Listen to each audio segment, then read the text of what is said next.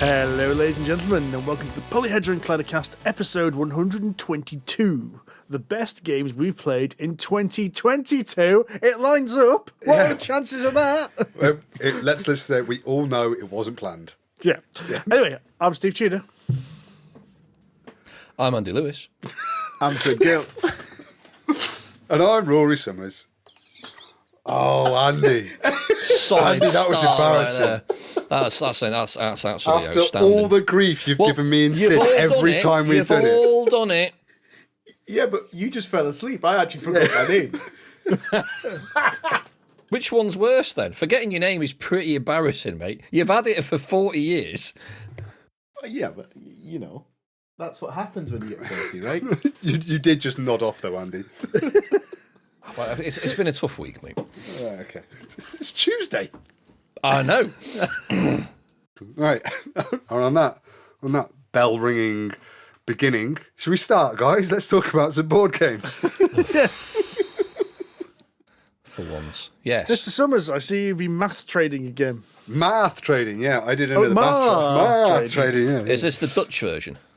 Yeah, so I did another math trade because the last one went really well for me, so I did another one, but I messed it up a little bit. This time I've accidentally swapped 2 board games for 2 promo cards. So you know we talked about, Andy, on the last time. It's like how someone could just get rid of a piece of someone gets pumped. It can happen through clerical error. So yeah, I've traded out 2 board games for 2 promo cards for adrenaline. You absolute plum.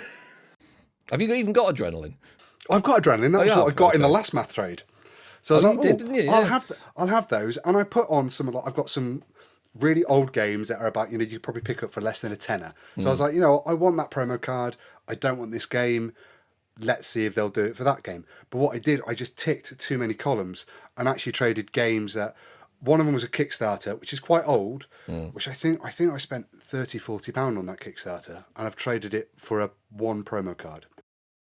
That was foolish. However, the game isn't very good, and I haven't played it for about 8 years. So if I'm going to trade away a game that I'm never going to play again and get a card get some more bling for a game that I do enjoy and will play, then fair enough. It's fair. Basically, you financially depreciated it, is essentially what you're saying. Yeah, actually, I don't want this Written game. off the debt over 8 years. That's it. Yes, Yep. exactly. Yep. Yeah. I mean, boys, we're being very generous. He f***ed up.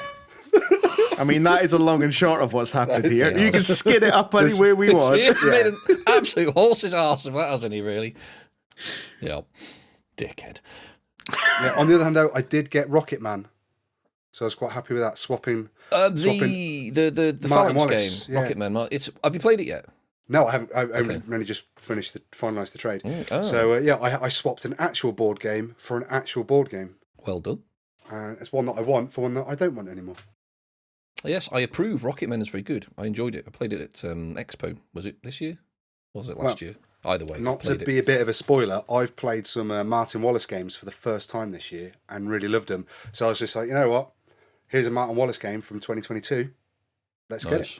Yeah. Welcome to the Martin Wallace bandwagon. Choo-choo. I'm a big fan. Should we get onto some end of year shenanigans then? End of year shenanigans. Basically, this is the admin episode, isn't it? As long as can we have a promise, an agreement? Jules Holland will not feature in this end of year special. Oh, that's fine. That's not going to happen. I'm not entirely sure what that reference is about, but I'm not even going to ask because I don't want to bring him in. I'm going to agree to that promise and just be going. I'm going to agree blind. I just don't like Jules Holland. Hooten and Egan. Right off. But Jules Holland has never been involved in any of our episodes ever. That's No, nice, but it's actually. an end of year thing. See, I associate end of year stuff with the BBC. See, what you've done now, Sid, is bring him into the podcast. You've achieved the very thing you sought to avoid. Well, yeah, but I need to make sure. I'm tempted to have the outro music be a bit honky tonk piano now. See if you do. I'm walking. All I've ever seen of Jules Holland is him ruining other bands. Exactly. He gets a band on his show, band are perfectly good, and he decides he wants to help out and put his own brand of horse shit in the middle of it and makes it worse. Off, Jules Holland, you're shit. He's not shit. He's competent. He's just not pleasant to listen to. Isn't that summarised in that four-letter word I just used? I'm sure there's a lot of people out there that do like him, mate. I'm not sure how we've ended up on this track. It's all Sid's fault. No, I'm not. I don't know how we've done it, but it's. Could you like to try and pull us back? You know, try and Drag us back. Back, Somebody drag back us back. on the rails. Go on, segue Steve. Here he comes. From Jules Holland to painting competitions. Oh yes. Well, Speaking of making a mess of things, No. That's harsh. None of you made a mess of it. So you don't be overly harsh on yourselves. so what we did is at UK Games Expo, we all bought, well, apart from Sid, I still reckon Sid should have had to go and painted it with Dulux. Or we should have done what Amanda said after the event. She said Sid should have bought it, then given it to our friend Rob, who's a massive painter, and given him a crate of beer to go with it, and just gone, right, enter in that for me. There you go. So we all took the Troll Shaman miniature from Blue Giant Games, all took it away and put our individual spins on it, although our individual spins all seem to be very similar because we all decided to paint it in the Polyhedron Collider colours, more or less, blue and red. Yeah. I think I made a conscious decision to do that. I think definitely Rory did. made a conscious decision. I think I Andy just clearly- came. Andy did came not. there organically. Yes. did, So, yes. By accident. so Rory put this on the social medias and asked people to vote. And I think I should say now that those photographs did not do justice to my miniature. There was some weird sheen going on, and the camera settings were all wrong. That was the problem. It was, but it was good fun though. It was good fun. Yes. I learned a lot about painting doing it, and I've gone and bought a load more kit now to do. Well, I bought myself. I was using my homemade wet palette, and I was like, you know what, I'm going to go get a proper one. And then I bought one of the little painting handles and brush cleaners, and bought myself some nice new brushes, and just bought myself some new. You basically stuff. took the advice I gave you on the buyer's guide, didn't you? That article was dangerous. I've spent so much money researching that gift article. Anyway, so yeah, I went and bought a load of stuff because I've got some new minis. I've got the Batman miniatures game. I've got this lovely Yeti from Forge World from a Blood Bowl team. I got some. I'm really into my painting now, and I also spent about 20 quid on stuff for this Troll's base, and I want to get my money's worth out of it. Well, another challenge next year then. Another challenge next year. I think we need to find another suitable miniature. So we should probably say actually that the voting system. I don't know if you tallied up the exact numbers, Rory, but I'm pretty sure we don't need to. It was kind of pointless after day one. because it was a bit of a landslide, It was. and everyone voted for Andy. Yeah. Which was very nice of you all. Thank No, you very that's much. not true. There was one vote for Rory. No, there was Yes. about four. There were 4 votes for me. Was there and they 4 for you? Yeah, it was specifically all people from my gaming group that I asked. I was about vote to for say, me. I'm pretty sure he's basically got a bunch of ringers in here. This is suspicious now. They're all friends with Rory and no one else. Yeah. They've never liked or commented on any other PHC post before. And all of a sudden... Yeah, no. So, yeah, Steve and I both had a couple of votes, but yeah, it was a landslide for Andy. Andy put an awful lot of effort in, really showed us all up and showed us how to do it. But I think it was a really interesting challenge, and I can't wait to do it again next year. Even if Andy perpetually wins these things, I think that my painting skill is going to improve year on year just from definitely, doing it. yeah. And that's the fun thing.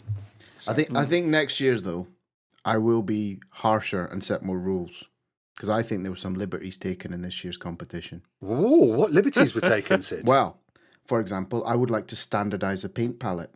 I want to do Formula One on this competition, so you will be allocated up to 10 colours.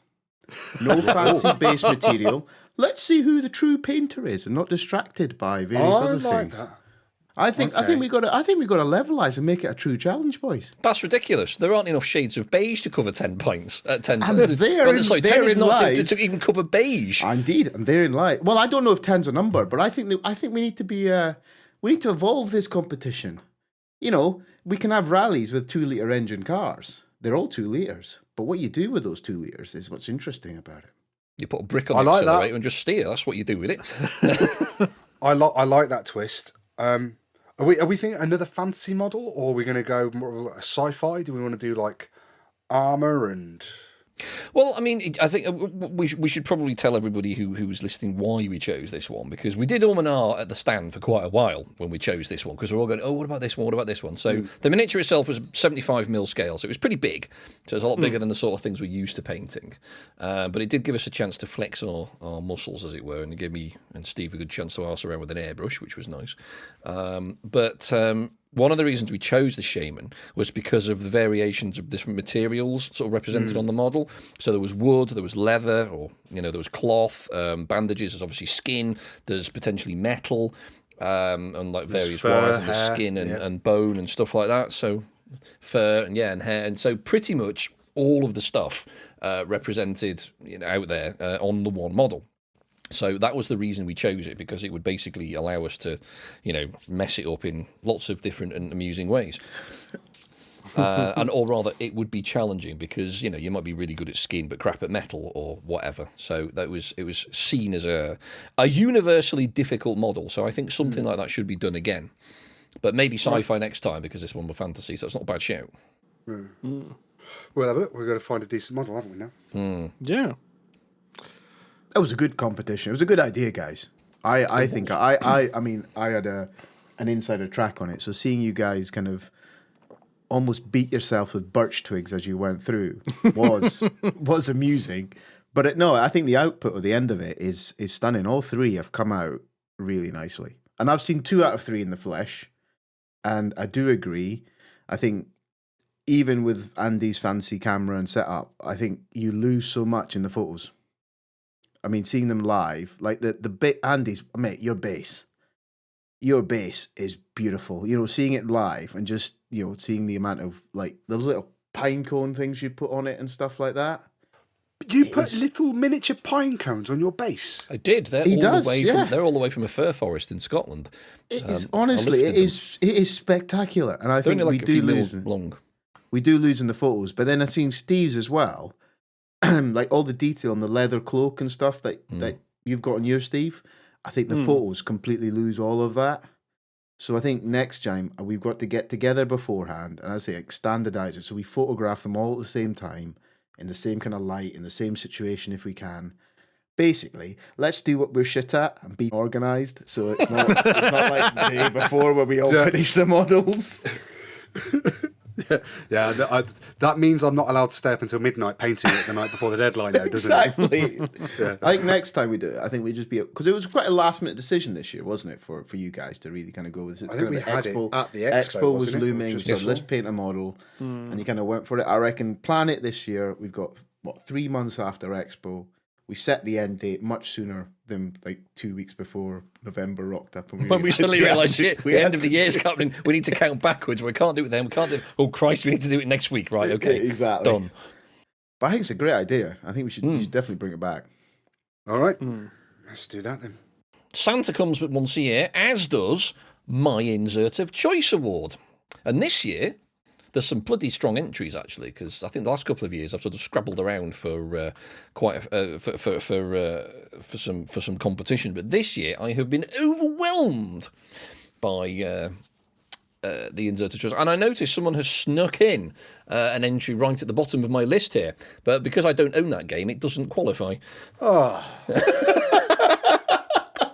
I want to hear all about it, actually. Just take it on word, take it on gospel that it's a bloody good insert. Is it, though? Yes. Sid and I both own this game, and I think Sid and I would both agree that it's a decent insert for that game.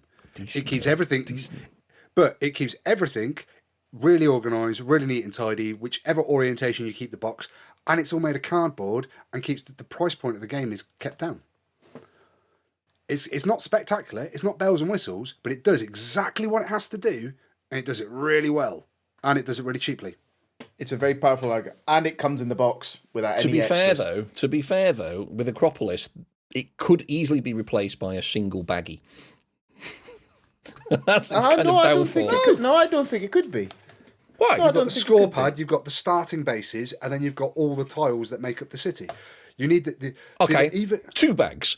The score pad doesn't need an insert. The starting pad's can go in one bag, and all the other tiles can go in another. But it does have one. And then the starting tiles, the 4 starting tiles, has an insert within the insert. It has an inlay in the insert. It's all it is. The box is just broken up into what 12 squares. I think it is, 9. 9, I think 9 squares, and on it, it's just some of them are insert to the starting tiles sit there. Then the score pad sits on top, and it keeps everything really neat and tight. It's a really clever insert done really cheaply. It's a great one. I think it's fantastic. You're talking a good game. You know what? It comes in. It's in the box when you buy the game. Everything tessellates nicely. It just fits. It is a very, very good contender for this list. It doesn't have fancy. It's not clever, plastic molded or anything like that. Anything like that. I agree with you on all that, but in terms of delivering function, you're talking a good game, gentlemen. The problem is this is not a democracy. All right, then. And I'm gonna level the same. Actually, it's similar criticism to Splendid Duel, which I have to admit is quite a good insert. This is something that I have got because they're always lent it me, and I have experienced it. That's a good insert as well. It's, again, possibly slightly superfluous, but it does do its job very well. Yeah. However, there are better. One of which is, I need to mention, speaking of baggies, the Terra Mystica Big Box, which I got, which actually you got for me this year. You reached it off the shelf because there was a big queue. The Terra Mystica Big Box at Expo this year because there was a rammy at the shop, and the guy to pass it over, it was almost like crowd surfing across the top. But Terra Mystica Big Box doesn't even have an insert, so why is it on this list? The thing is, it has a shitload of baggies provided by the publisher, and a guide onto what to put into each of those baggies, and a wee sticker for each of the baggies, so you know what's in them. How good's that?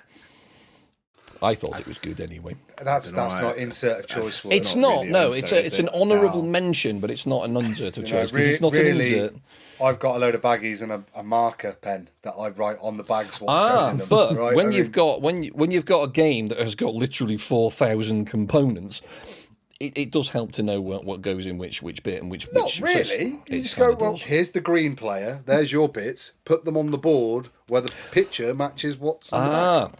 But it separates them out because there's like 3 expansions in there, so it helps you sort of organise it. So you know when you're playing it for the first time. This is a get crop. The right things out. This is sham. So you can just be quiet, quiet in the back.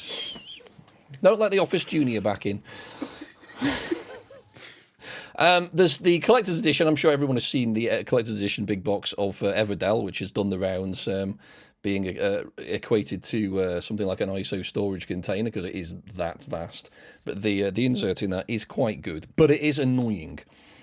It does have, like a lot of games this year, actually, with complicated inserts, it actually has a map of what you should put in and where, which is fine. The problem is the Everdell one is a bit annoying because you have to put things in the right order at the bottom because all the boards are a different shape and they're all a stupid shape, so they don't tessellate. So you've got to put them in the right orientation. You've got to flip them over and get it right. And if you're trying to do it at the end of a night in a hurry, it doesn't all fit, which is a pain in the ass.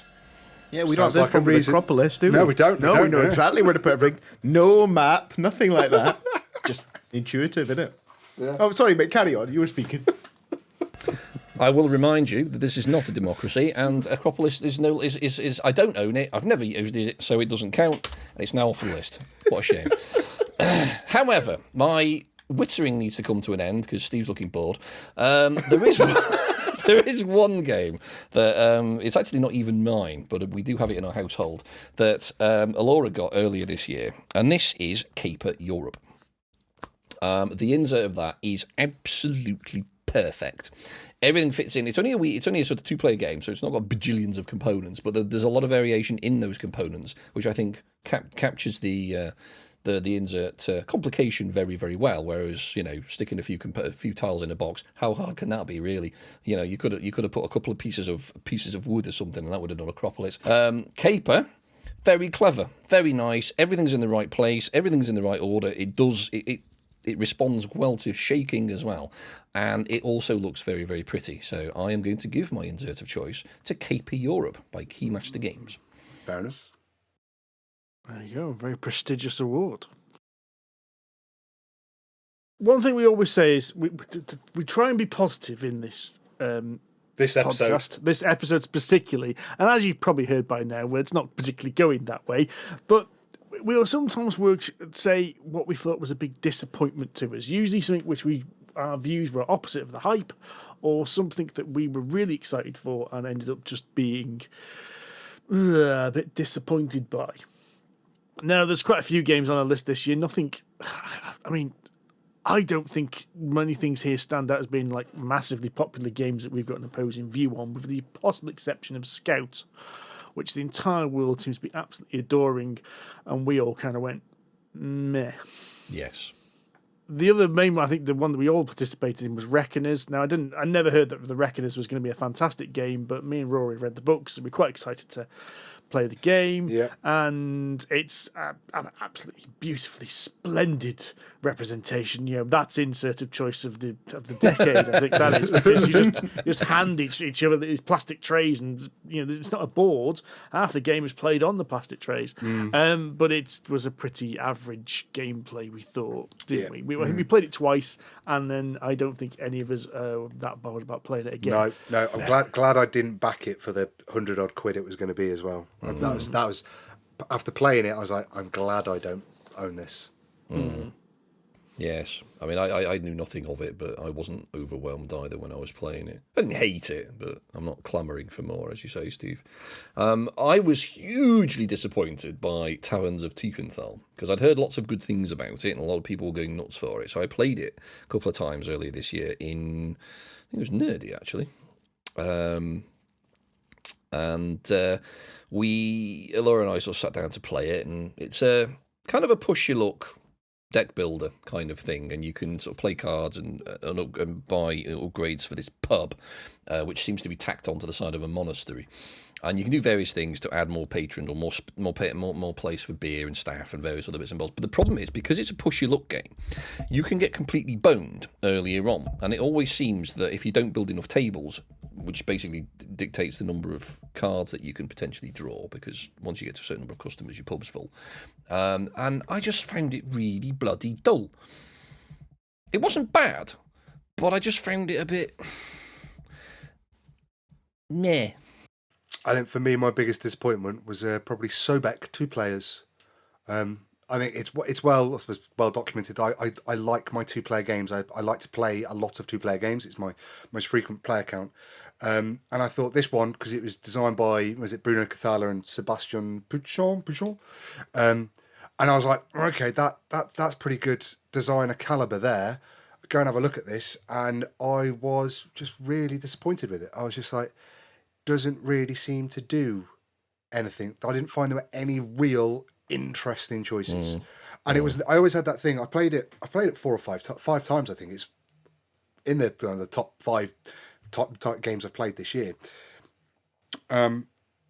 And I found that I'd win a game by quite a margin, and then my next game I'd lose by quite a margin, and then the follow-on one I'd win by a margin.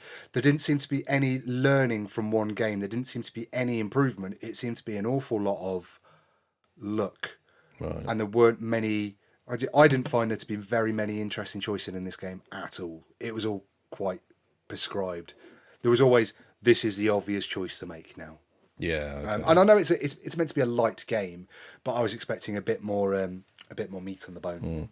Speaking of Bruno Cathala, you've just reminded me, actually, because I ended up getting the Cleopatra game, another Bruno Cathala game, the Palace of Cleopatra, whatever it's called, like huge, great Kickstarter with tons of plastic bits that sort of was had the pyramids and everything, didn't it? That's huge the one. Board, yeah. Yes, it was ridiculous, and it was essentially just a bloody great Lego set. It was just one of the most overproduced games I've ever encountered, but it didn't have much game underneath it. Again, the quality of it was pretty ropey. The plastic components were a little dodgy. The moulding wasn't particularly high quality. A lot of the components were all twisted or bent. 2 of them broke in the box when I tried to put the whole thing together. The card stock was just awful, and the game itself was almost non-existent. It was literally just hand of cards, play a couple of cards, get a thing, build part of the palace wall, next player. And there didn't seem to be any way to sort of get ahead. There wasn't too much strategy involved, so I just thought, it was disappointing, and it got sold. Wow, that's a lot of doom and gloom, boys. Yeah, let's talk about stuff we loved. Can we bring some positivity back in? Yes. Let's talk about the good Let's shit. start them. Go on then, Sid. I want to start? Good Lord, mate. Yeah. Right. Oh, is this Sid's first time doing the best games of the year? It is, yeah, because last year I was too, in which I was case too you fresh-faced. You should absolutely start then, Steve. I will say as well, we're bending the rules slightly again. It's the best games we've played in the year, not necessarily the games that came out this year, mainly because I know me and Sid are going to struggle to do just games that came out this year. So, well, no, I mean, actually, do you know what? I was looking back on this year, and I was quite pleased. Compared to where I was last year when I was talking to you guys at the end of last year when we talked about what you guys really enjoyed and that kind of stuff off your list. I think this year I've actually played stuff that I think is genuinely really quite good. I'm still learning. I'm still finding my way through what I actually like. But yeah, I've actually got things to contribute this year, I think. So I'll offer up one on the table. And the first I'm going to offer up is Akropolis.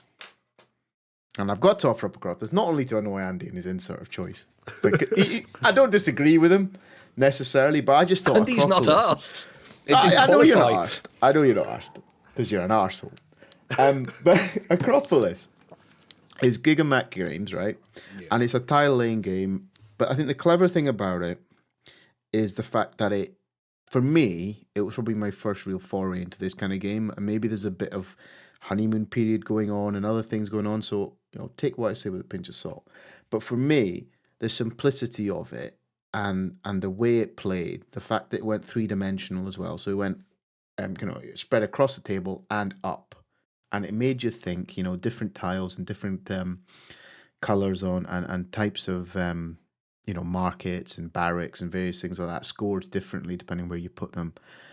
I played it at Expo, and I think I played it with you, Rory, didn't I? You did, yeah. We played it, and then we both bought it. And I have to admit, from this year's games that I've slowly started to buy lots more of, it's the one that I keep bringing out and playing with lots of different people, because it's 20 minutes, half an hour, thereabouts. You can have at least a game or two. You can get a learning game in, then you can get a good game in afterwards. I think that's brilliant about a game. I have to admit, I as much as I love playing the big Euros with you guys that take 3 or 4 hours, that's great fun. But that's a big demand and big ask. That's me taking a day out basically to get to one of you guys, sitting down, playing that. Whereas this, finish dinner or whatever, you got a few folk around, just want something to, finish a glass of wine over, maybe with your cheese course, throw it on the table. Do you know what I mean? It is that kind. It's that kind of a game. I just think it's brilliant, honestly. Yeah, I think to second this, and it's on my list as well of top games from this year. It's a relatively small box. It's 20 quid. It's well put together. It's got a really simple rule set. It's easy to teach. It is, was it a gateway game? Are we allowed to call them gateway games anymore? I don't think it is a gateway game. I think it is. No, it is. I mean, it's simple, but it's not going to make you go and play more games. I don't think it is. I don't think it's going to I don't think it's going to pull you in and make you want to play more games, which is what I would consider a gateway game. Okay, maybe I got the interpretation wrong, but I like that interpretation. But I think if you've never played a board game before, Akropolis is something you can easily sit down and enjoy. Yeah, I think if you are a gamer, you can easily sit down and enjoy this because you take one look at the box and you go, "I know this isn't a heavy Euro. This is going to be 20 minutes, but it's 20 enjoyable minutes." Yeah, I agree. I think that's its special sauce. Yeah, exactly. Yeah. I will say, Sid, I do not think this is a honeymoon period thing because I think this is a brilliant little game. And I think I said at the time, it reminded me that not every game needs to be this super heavy Euro. Although I do love, me super thinky, what the hell am I doing in the next 5 turns and how am I going to win thing. This, it reminded me of the more simplistic games, which I enjoy because it is a really good version of that level of game. There are loads of simplistic games in my game collection that I don't want to play anymore because although they're simple, they're also not very good, if that makes sense. Yeah. They're too simple and there's nothing really to think about. Whereas this, there are important decisions every single turn and you will make mistakes because you can't chase all the points, which you can do in a lot of games which are aimed at this level. So I think, it is a brilliant little game. I agree. I've enjoyed it. It's very, very good. Very clever, especially for 20 quid. You can't argue with that. I mean, that's the thing for me, is it's got its little niche and it's doing it better than some of the other ones I've played. I think it's deserving of your 20 quid. Genuinely deserving of your 20 quid. Yeah. what do you get for 20 quid? I bought a round of drinks the other day for 4 people, and it cost me more than that 20 quid. Do you know what I mean? It is a lot of replay in that for 20 quid, and I think it is I think I'll be playing that for a few years yet. When I've got end of a session, or just want to, as I say, the cheese course, it's coming out.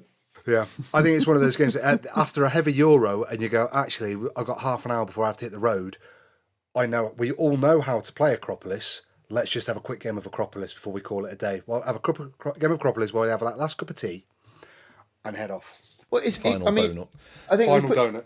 Putting this in context for me, I mean, Scout was north of 10 quid, isn't it? 15, 20 quid Close for to Scout? 20. It's closer Yeah. to 20. If you got 20 quid to Outrageously spend, expensive. Scout off, buy Akropolis, you'll be much happier. That's good advice. That's good buying advice. No, I think it's got so much more to give. It's got a lot of value in it, so anyway, for me, guys, for my first ever game of 2022, which I actually paid in 2022, actually came out in 2022, Akropolis gets it. He started strong. Yes, it started very strong. I think we should do this now. Is you should nominate who's going to speak next, Sid. Oh, okay. The person who speaks nominates the next person. I'm going to nominate Rory. Since I was just talking about 2-player games, and we covered it quite a lot in the last episode, but I'm going to talk about So You've Been Eaten again. Game came out this year. I've been really looking forward to it 4 years, since I think 2019 when we heard about it coming to Essen and delays. Finally got it, finally played it a couple of months ago. I have really enjoyed every time I've played this. It's full of interesting choices. It is really ridiculously hard. It's really well put together. It's an asymmetric 2-player game where one of you is using dice placement to manipulate a set of cards that the other player has. They put down on the table. They've got a hand of cards. They put certain ones out. They're trying to withhold certain cards from you, but sooner or later they're going to have to put them down, and it's your job to force them into that situation. I'm fascinated by this game. I'd love to know more about the design process that Scott Elms went through to create this game. Some of it is a bit overproduced. The Dice Tower that comes with it, Steve doesn't like, but it's a belting game. I've played this 6 or 7 times now. And when I played Sid last week, I finally won as the miner. I finally beat him. That may be a reflection on the opponent you had there, mate. It might be. It might. But it was a really, really tough game, really enjoyable game. Very variable win conditions, asymmetry, 2 players, but really nitty gritty, interesting choices that you have to make every turn. Cracking game. Cool. I'll keep it short and sweet for you. That's all. Okay. Yeah. Why not? If you want to know more, listen to episode 121. And I've got to nominate. I'm going to nominate Megalist Andy. Megalist Andy, is that what I'm known as now? You know, there's a lot of things, mate. That's not a bad name. That's not a bad name to take. I'm not sure I want to answer this because you've nominated me and because of all the grief you gave me over the Inset. But I am going to choose one of the games that has actually occupied me for about 6 months of this year. I don't think it came out this year, but that is The King's Dilemma. And that is a... my brain is cheese, honestly. It really Legacy? is. Legacy game. Thank you, Sid. Jesus, honestly. I can't wait for that My Brain is Cheese little... that little sound pop to come out now. My brain is cheese. My brain is cheese. I was going to edit that out. I was going to be nice to Andy and edit that out. But now you said it. It doesn't matter. No, The King's Dilemma, which one of our gaming friends here in Bewdley bought. He's had it a while, and obviously we got round to playing it earlier this year. And King's Dilemma is a legacy game where you as players play as members of a council under the king, so you make decisions for him. And those decisions have impact on the empire and the realm, which you are presented with various choices throughout the game. So, the warriors on the border are amassing, do you want to attack them or befriend them or send in an ambassador or whatever you want to do, or the peasants are starving, should we feed them dodgy grain, that sort of thing, and it'll have effect on the wealth and the strength of the army and all these kinds of things. And all of these storylines are slightly interwoven, and all the way through the game you get about 6 or 7 storylines that will progress according to the player's decisions. So you get to vote depending on the strength that you want to put into the council, and of course if you've spunked all your decision-making power on one vote, you obviously won't be able to do very well on the next vote, etc., etc. So there's a lot of tactics going on, a little bit of politics, trying to convince other players around the room that you really do stand by the decision that you went completely against in the last game, or because it serves your political agenda for this game, and things like that. So there's lots going on. It's really well made, an extremely tight storyline. In terms of the decisions you made, and the whole thing really holds together really, really well. It's actually quite simple in terms of the box. It's just a bunch of envelopes, a bunch of cards, and a few tokens. So, production-wise, I think it hits the right notes. I think it's about 50 quid for the whole thing, and you'll get about 18 or so. Like most legacy games, you'll get somewhere between 12 and 24 games out of it, depending on how well you do. And how quickly the king dies. But yeah, it's definitely worth playing. I would strongly recommend you play with a higher player count, though, 4 or 5 players, just so you can really get that interaction out there, because I can't see it working particularly well with 3. But it was excellent fun, and I would happily play it again if somebody else wanted to buy it. But I know the sequel's been on Kickstarter recently. All the crowdfunding platforms are available. So I am looking forward to playing the sequel, because I know said friend has backed it and is looking forward to it. So, definitely. Well, Mr. Lewis, I have a shrink-wrapped copy sitting on the floor behind me. Do you? When did you acquire that? That was surreptitious. It was on sale on Amazon, and then I remember you absolutely gushing over this game and thought, at that price, I remember you mentioning it in being sat in your basket and you just waiting to press the trigger. You lied, Tudor. You told me you didn't buy it. Oh, I hadn't bought it at that point in time. 5 minutes later. It was waiting in my basket until I ordered something else and went, oh, well, it's already in the basket. So I might as well click buy. Well, I will be happy to play it again. It genuinely is excellent. I think you'll really enjoy it. And for those of us into our role playing, each of the houses that you play as a member of the council has a different kind of a set of interests or a set of driving factors that make them the family that they are, the house that they are. So you can do a bit of RPG and stick to type and be, the engineers or the people who are just interested in money or fighting or history or whatever it is. So yeah, it's definitely worth doing. Add a bit of flavour to the proceedings. So yes, King's Dilemma, brilliant game. Which leaves me to nominate Mr. Tudor for his game. Yes, doesn't need much choice, does it? It does not. I will start with a game from yesteryear as well. This is a game that came out in 2021, but it's a game I played in the middle of 2022.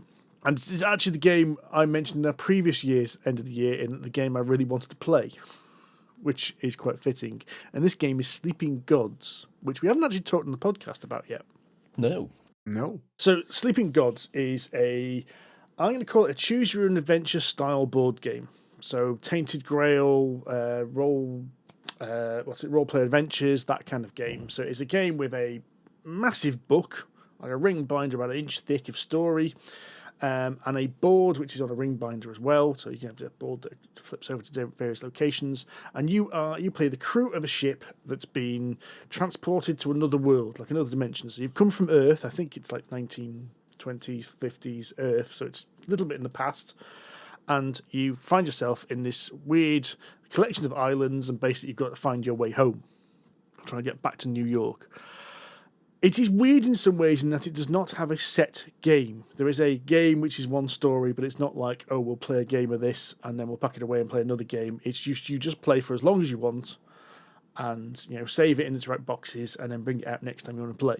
And there are loops. So basically, once you do one story, you can carry on, and then it gives you some bonuses, some achievements that unlock stuff if you want to play again. And you do want to play again, because in one loop you will not really explore everything. So we played twice.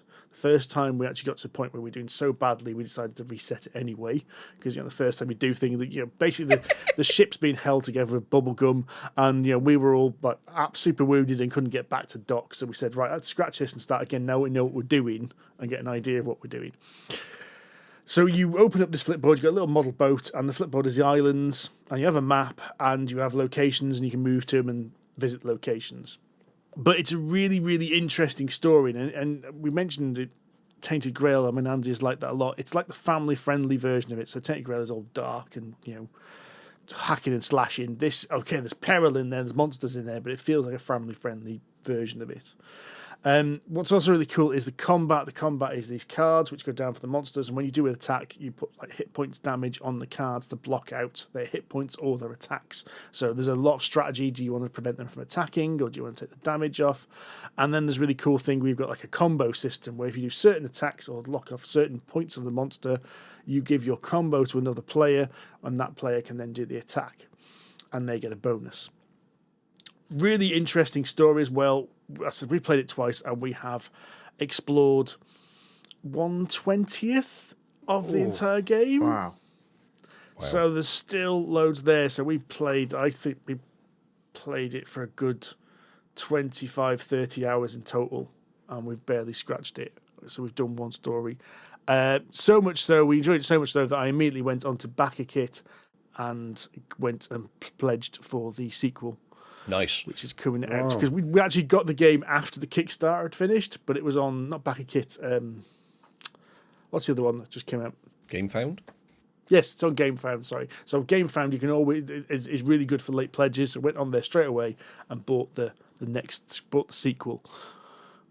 We enjoyed it that much. So that's Sleeping Gods. I said it's a 2021 game, but we only played it this year and absolutely loved it. Is that Red Raven?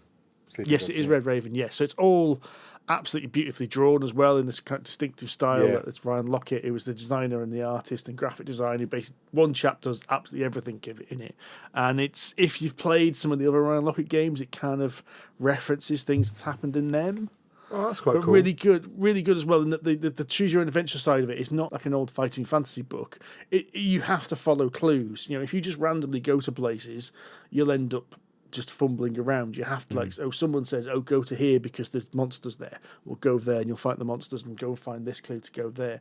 And sometimes just exploring would mean you'd waste time. You've got to really be focused because you've got time available. So, really cool. Nice. Who's up next then, Steve? Oh, I think Mr. Big List Andy needs to knock some more items off his list, so I'm going straight back to him. Right, fine. Well, my second entry is good old worker placement, my sort of go-to genre, but with a twist. It has a little bit of deck building in it as well, and that is, I think we were introduced earlier this year, I can't actually remember, but given that I got the expansion for it earlier this year, I'm going to choose Dune Imperium, and specifically with the Rise of Ix as well.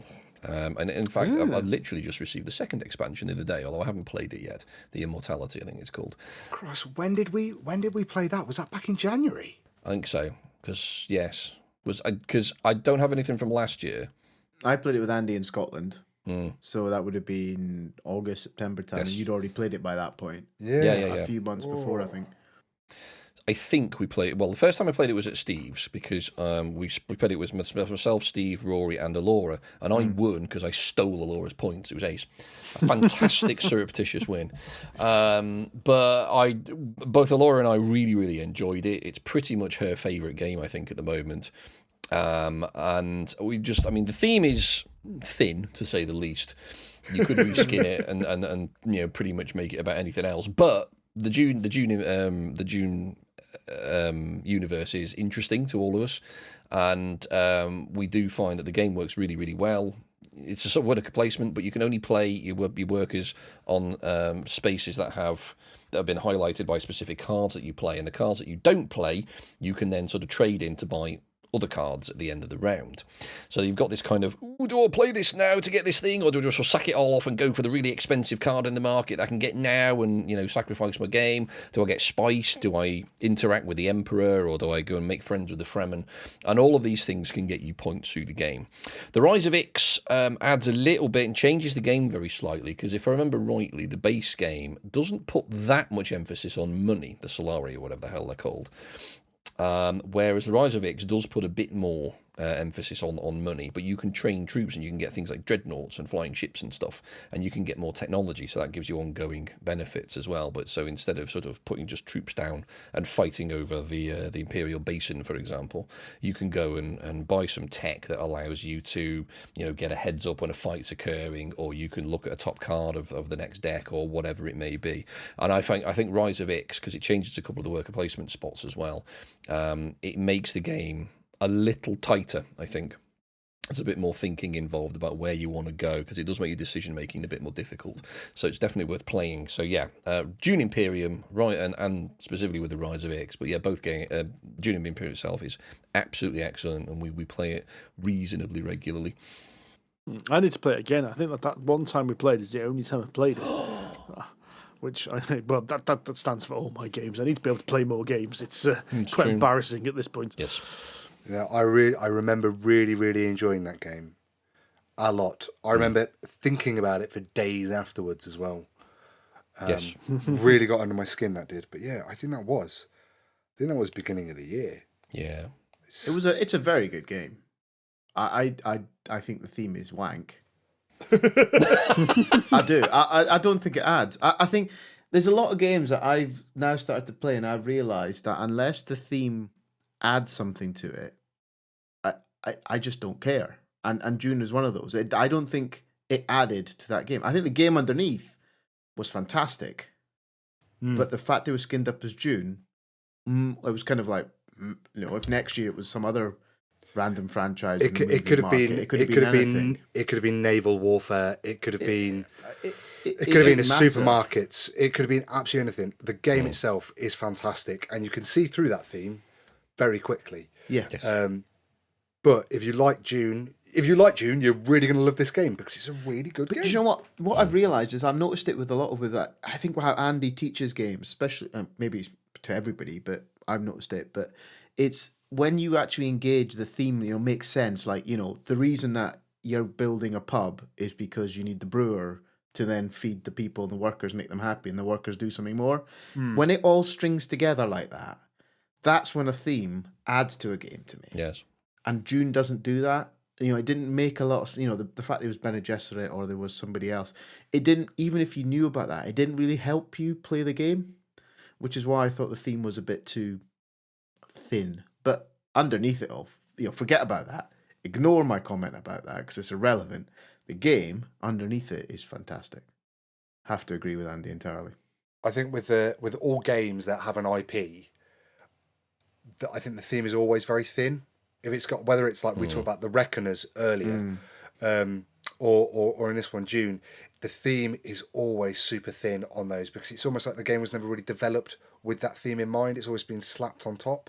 That's a shame, because though, isn't it doesn't have that synergy of this means this because of this. It's just there to get you to buy into it because you like Dune, or you like the Reckoners, or you like Lord of the Rings. You will go and buy this, and you'll look at the artwork and you go, that's cool. That's a little nod to this thing. It's so rare that an IP really enhances a game, I find. I would agree. I'd love someone to tell me I'm wrong. I'd love someone to say, no, Rory, here's a good example. Star Wars Rebellion. You're wrong. No. All right, who's next then, Andy? Who's next? Well, I think it's going to have to be you, Rory. Okay, for my next game, I'm going to introduce it. It's a new to me. It was a birthday present to myself. Ark Nova. Ooh. He's gone big. I've gone big. I've gone from a 2-player nitty-gritty to a game that took Sid and I best part of 4 hours to play. I had gone with a big bag of games going, we're going to get through a few games today, Sid. No, we got through 2. But for me, it was a good 4 hours. Oh, it was a good game. Ark Nova, there's been a lot of buzz about this. It's sold out at Essen. It's from Capstone Games, fantastically produced, although the insert is shite. Really, it's so bad. I've already started looking on Etsy for 3D printed inserts to replace it because it's just awful. See, a good insert is a good thing. I know it absolutely is. I'm a big fan of inserts. But anyway, Ark Nova. In Ark Nova, you are playing the role of a zoo manager. And the idea is you are trying to collect different animals, different conservation projects, different kind of research projects into your zoo to make your zoo kind of awesome. Filling up this little map with these, what are they called? They're not polyominoes because they're pentagons, they're hexagons. What would you call them? They were just Tiles. hexagons. They were Tiles, little tiles, oddly shaped tiles put together to fill up your map. And you've got to make sure you go around the mountains. You've got to go around the water. You've got to be certain animals need to be near water or the mountains, and you're trying to fill up your map and then get animals into those. Obviously, certain animals need to go into a certain size. Red kangaroos need to go into a 4 or more. Your lesser common spotted lizard can go in a 1. And so on and so forth. You marrying this all up. It's a really interesting game because there's a lot to do. One of the things I found really interesting about this was the action selection process. You've got 5 cards, which is buy animals, take a break. I forget what they all are now. Build an enclosure, build, sponsor, play an animal card. That's it, and then do an executive action. And depending on where it is in this on your player board, whether it's in slot 1, 2, 3, 4, or 5, dictates how powerful that card is. So if it's at slot 1, you can do the lowest level. But if you activate card 3, 4, or 5, that comes out and it appropriates that level. It goes in at the front and all the cards shunt along. So what was level 1 is now level 2. It will then progress up. So it was a really interesting part of this game was trying to activate your cards at the most optimal point. That's not always going to be level 5. It's activating it when you need to activate it to get exactly what you want, which will then trigger into putting the next action that you want to do in a better position. So you had to really think through that sequence of events. There's lots of really clever ways to score points, and Sid and I got to this point where you would do this one action and it would move my reputation up, and then I'd do this thing, and then because I moved my reputation up, I could move my conservation up. Because I moved my conservation up, I'd get this bonus, and then that would trigger this thing. There were these really wonderful, really brilliant Euro moments in it, where this one thing triggers this cascade of effects, and you feel really smug for doing it. It's a really, really in-depth game. I do feel, and Sid and I were talking about this on one of the many tea breaks we took because we've been playing for so long. Interesting. I feel like this game it feels a little bit like it could have been done with a piece of paper and a pencil. This whole thing where you're getting these tiles and you're putting them on the map, it feels like that could have been done, not in a roll or write, because you're not rolling anything and you're not flipping and writing. It's literally, you've got this little map and you could just colour in these hexagons off to say, I've got this animal here, now I've got this. Whoa. No, you can't. Why not? Because at certain points you get points for releasing them into the wild if you do it properly. Yeah, but you don't lose the enclosure. The You don't lose the enclosure, but you do. Yeah, you do. I suppose so. So yeah, but if I've got a three enclosure, and I'm going to release that animal, what I do is I get a rubber and I just rub it out. Or I keep the get board, a little, the the little sort of border. shiny ones. You can whiteboard it. The little sort of mini whiteboards Could with a do felt that. tip pen. That'll Yeah. do. Done. I thought the board was a little nice. I think thought your it's- board with all the tiles. Do you know what? Do you know what upset me, Steve? What would make that board really worth it for me would have a stupid plastic top on it, like the Reckoners had, to slot the pieces in and stop them wandering around. I've seen those on Etsy. Little acrylic Here we types go. that sits on top. Yeah. Do you know it just got messy. You'd breathe near it and the thing would move, and then you'd have to put it all back in again. And That sounds like dinner it's- in Paris when you load up your player board with all those little sort of squares, and then you just nudge it, and the whole thing just goes everywhere. But at least in Dinner and Prayers, it's a 2-layer player board with an indent. Yeah. Whereas in Ark Nova, it's not an indent. Is it not? It's just no. It's just it's a very thin piece of card. So it's like terraforming Mars, then. Yeah. Well, this is interesting because a lot of people compare Ark Nova to Terraforming Mars, but not for the reason you've just said. Oh, dear. Yeah, I can't say I noticed that problem, but then again, I went to somebody's house who's got this really ridiculously heavy oak dining table, so it would have taken a bulldozer coming through the house to knock the table, I think. So I don't think I noticed an issue with it. I don't know. I mean, it's such a trivial thing for us to be upset about. The game was excellent. It was a truly excellent game. So I do have a question because I really enjoyed this, and I think it's a thoroughly brilliant game, and I do think that the analogy to Terraforming Mars is a bad one because I think Terraforming Mars is not an interesting game, whereas this is. But one of the issues with it is it's based on a deck of cards. Each card is an animal, and this deck is huge. It's 220 odd cards. So, Jeez. did you find that was an issue? Now, I was worried that this was going to be an issue. Don't mention to Sid about the petting zoo. Just don't say petting zoo to Sid. Let's not talk about the petting zoo. Right. Okay. Anyway, did you find that the cards was an issue? Because one of the things I was concerned about when I played was that you're not going to get the cards you want to come out. That's exactly. Petting zoo problem. That's the petting zoo problem, right? Okay. I found that whereas the exact cards I want didn't come out, I found that there was always something I could do. See, the thing is, right, for me, it would have been a simple fit. The thing I've upset me was a petting zoo is one of your earliest enclosures, right? So you can put that in straight away with your build one action, level one action. Yeah. But if that deck is just a draw, just a shuffle, whatever it is, means that the petting zoo are all in the bottom third, right? You've got no chance of filling up your petting zoo or your smaller enclosures. And I think Sid had this for the whole game because the rabbits and the guinea pigs and the chickens were just all set, and it wouldn't come out. They were all at the bottom. So we were getting big. We were like Siberian tigers, Sumerian hippos, whatever the animals were. Really big animals. It was awesome to see. I mean, that was a good bit. The diversity of the deck, the complexity of the animals, the effort that's been put into it is amazing. But when all you want is a little guinea pig or a goat to feed to the cow to put in the petting zoo, right? That's all I was looking for for the first hour of the game. That's all I needed. Yeah. And they just don't. So come is out. that a It choice wasn't within the frustrating. game that you decide, right? I'm going to try and populate the petting zoo. No, it's because it's a cheap level. It's a cheap early build. Right. You've got 3 special buildings. You've got the reptile house, the petting zoo, and the aviary. And obviously, reptiles go in the reptile house. But if you put a reptile in the reptile house, it then doesn't take up. If you put a crocodile in the reptile house, it doesn't need a 3 enclosure. It just takes up 3 of the 5 spaces in the reptile house.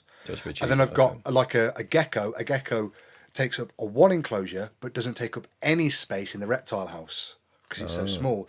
So you go, actually, a reptile house you can store lots of animals in, which you're going to score for, which you're going to get reputation points for, you're going to get the special abilities for, but they don't take up any space. The petting zoo is the very early thing you can do when you've got, because all your actions level up at some point. It's one you can build nice and early. Sid did that, and then not a single animal came. So he had an empty enclosure sat in his park from beginning to end of the game. And it was just disappointing. I'm going to be rude now.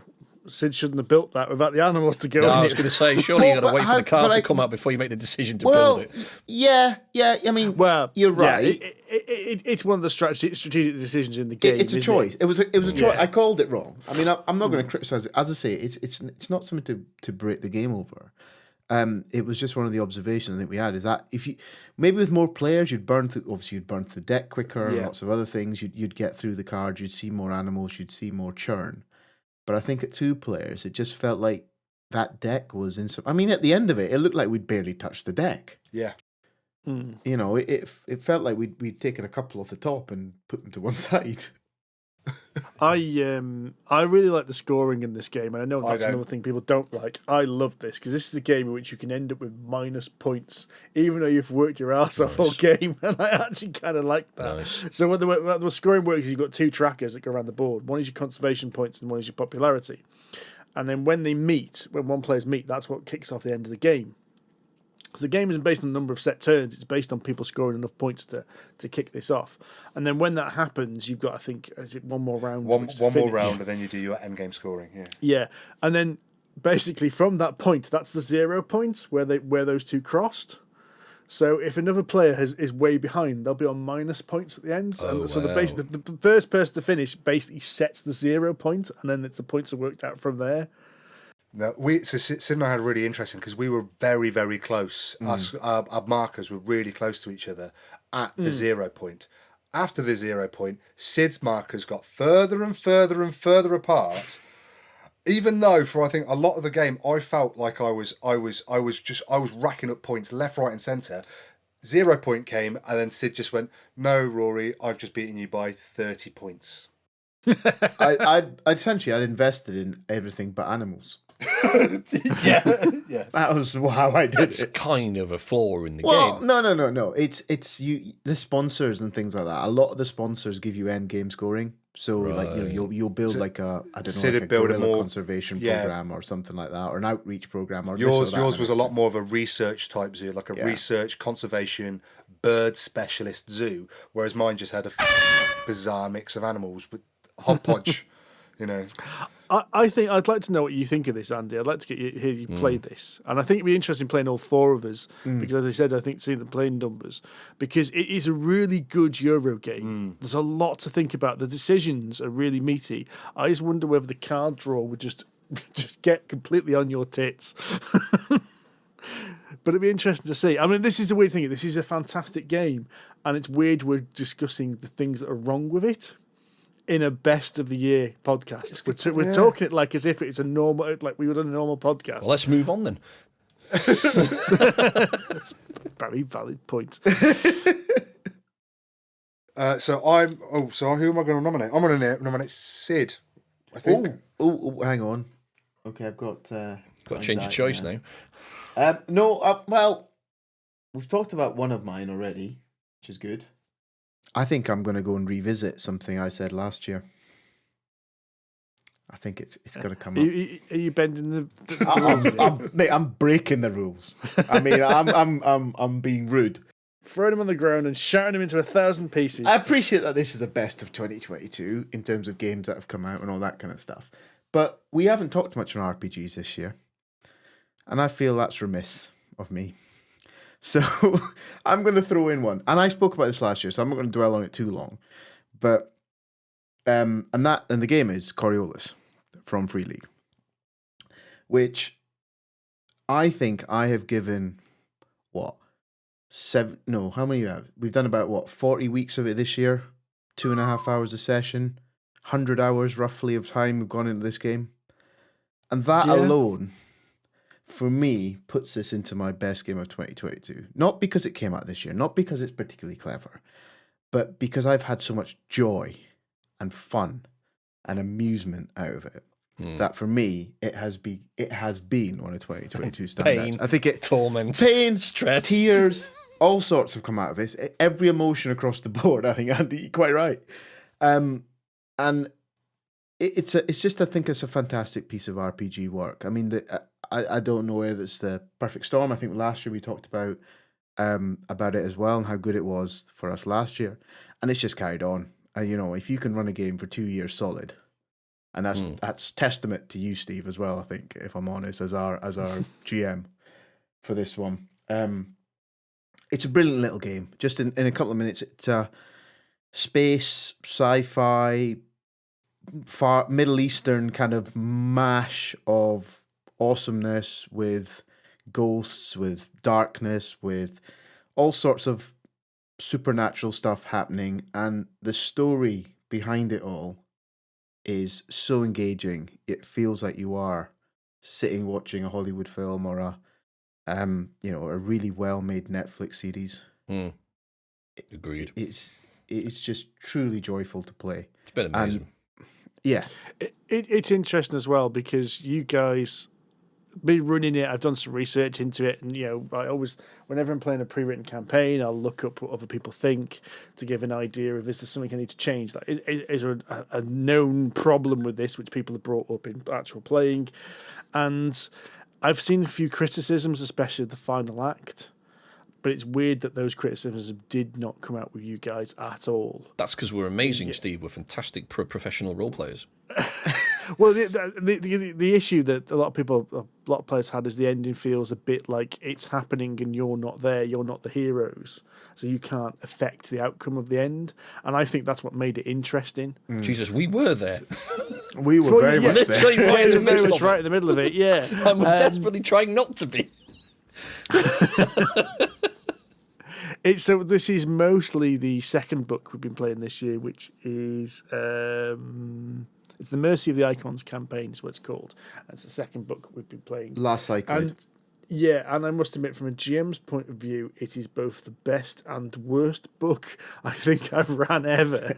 It's the best because the story is absolutely amazing. And you flick through this book and you read that ending and go, whoa, Free League aren't messing around here. This is a big deal. I don't want to spoil it. I'm not going to say what happens, but it's a thing you'd never get in Dungeons and Dragons. Wizards of the Coast would never, actually be ballsy enough to do a story like that.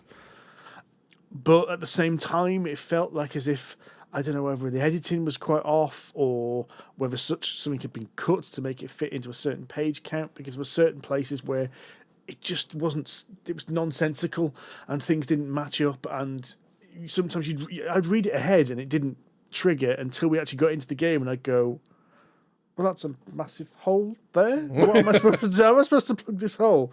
So a lot of like kind of actually thinking on your feet to do it. But at the end of the day, that story was so cool, and the events that happened were so. And the fact that every single week you guys are going, like, you were actually discussing about the plot and story and how it's going to fit together. Yeah, really, it's a really good story. I will actually say as well, we've been playing for 2 years now, and I think we've pushed the game system as far as we can as well. Yes. I think we're stretching that to breaking point in a few places, and I don't think that's a problem with the game system as such. I think it's more designed for shorter term games and longer term games. But we're still enjoying it, and we're going to have a bit of a break and wait for book 3 to come out, and then we're going to probably play it again for another 6 months to a year. We'll play book 3. I'll bring it up again next year. But no, I genuinely think. I think for me, I was speaking to somebody in the pub about it a couple of weeks ago. If you're into D&D and you're looking for something different, try it, because it's a good different. The story engages you. It makes you want to play it. The system is simple. It's relatively straightforward to get your head around. Lethal. Yeah, you do need a GM with a bit of a hand, but it's good. It's just a really, really good story, and I think for me, it's given me so much fun this year that I couldn't not mention it in this session. To give you an idea, listener, the best gaming sessions are the ones where you get a text message at 2:00 in the morning saying, "Steve, you bastard, I can't sleep now." There was definitely a few of those this year. I miss playing RPGs with you guys. You are always welcome, sir. You're always welcome, mate. I think you guys play when I have small children around. We'll get rid of them. Don't have them around. So problem solved. Is it Wednesday and Thursday nights you play? Yeah. As and when my situation changes, I shall let you know. You play at some like silly time that is bedtime for 5-year-olds, don't you? Well, yeah, 7:30. Yeah, that's no good to me. So. If you started at like 9, it'd be fine. Well, it's not. It wouldn't be unknown for me to have the boy in the room with me sleeping on the sofa behind me while I sit in the dark playing RPGs. Yeah, I'm saying responsible parenting. That's all I'm saying. Top parenting tips from Sid here. Yeah, it's just like, before we start, guys, if you see him fall off the sofa, just give me a shout, okay? No. Right. Who's next? So, Tudor's next. It's back to me again. That's Tudor, yeah. Right, I'm going to say this has been a bit of a surprise hit for me this year, and that has been Terracotta Army from Board and Dice. Now, interestingly, when we got Terracotta Army, everyone kind of suggested that Tylerton was the better game, and I disagree. I think Terracotta Army is a more interesting game. We'll talk about Talaton probably on a future podcast, but Terracotta Army is a game in which you are building a terracotta army. You are taking 4 different types of troops, placing them on the board with your little coloured thing, and you've got a little square where they're all set up, and you will place them on there and score points. The point where the points are scored vary in every single game, but you get points for gaining the troops, and you get points for putting them down and putting them in combinations. There's a really cool action selection system in that you select something off this wheel, and then you can turn the wheel one turn, which allows you to get slightly different actions. It's a game that looks really complicated, but at the end of the day, it's all about where you place that terracotta soldier on that grid to score the most points. And Is that I how you do absolutely loved it. Yeah, Rory. So 3 of us did it, yeah. Yeah, so 3 of us did it, yeah. I really, really like this. I mean, there's a couple of little tricks. Like almost the gimmicks, like the way the miniatures are held in a box. They're upside down on this little tray, which also determines their points. So when you pull them out, you can see what row they come from, and that's the points you get for doing that score. Also, the box has got a little, Euro games always have the icons that tell you what an action does. They're all written on the box underneath as well. I really enjoyed this. I thought it was really clever, and you had to really think about where you were going to put things down, where you were going to try and score this round or score next round, or going to be greedy and try and go for a little bit of everything. Yeah. Nice, not too complicated Euro, medium plus? Yeah, I'd say 3.5, 3.7, something like that.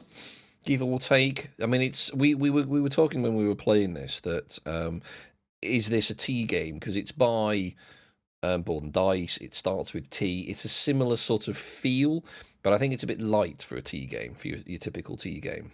In its complexity, there's a lot to think about, but I think mechanically it's a bit simpler than the other tea games that we've got. It's a bit easier on the brain.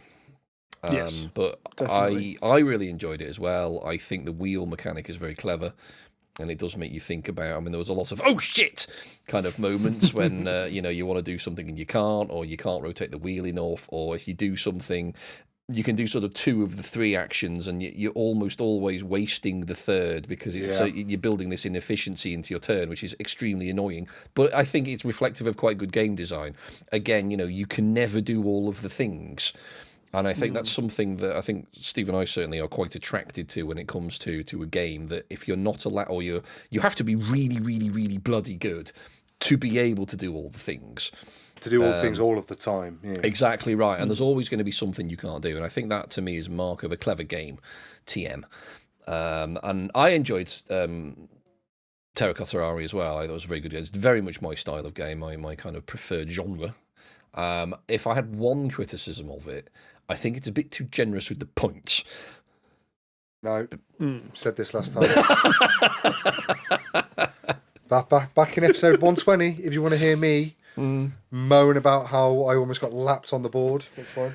Because there's because I joked when we were setting the game up. I joked it's like there's a little tile that you get. You can flip it over for like 100 or plus 200 points depending on how far around. I said, "Is this really necessary? Are we really going to need this, Steve?" And he says, "No, don't speak too soon, Andy." And he was right.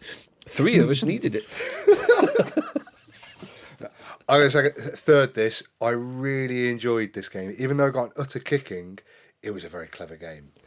It just, I'd like to play it. I really would like to play it again. Because I think it just didn't sit with me about how to do it. Yeah.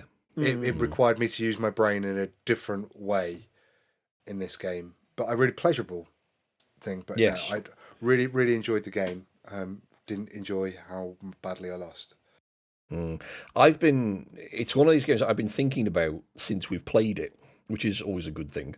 And Alora keeps talking me out of buying it because she's like, it's too similar to all the other stuff we've got. And to be fair, she's not wrong.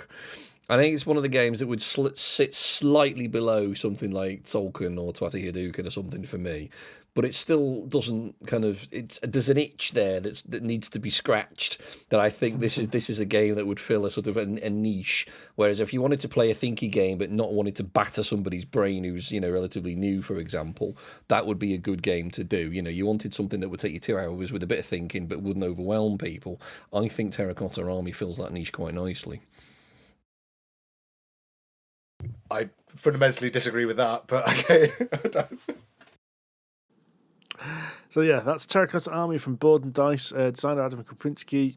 Absolutely lovely. Final choices. I think we should go back to Sid for his final choice. Final choice, gentlemen.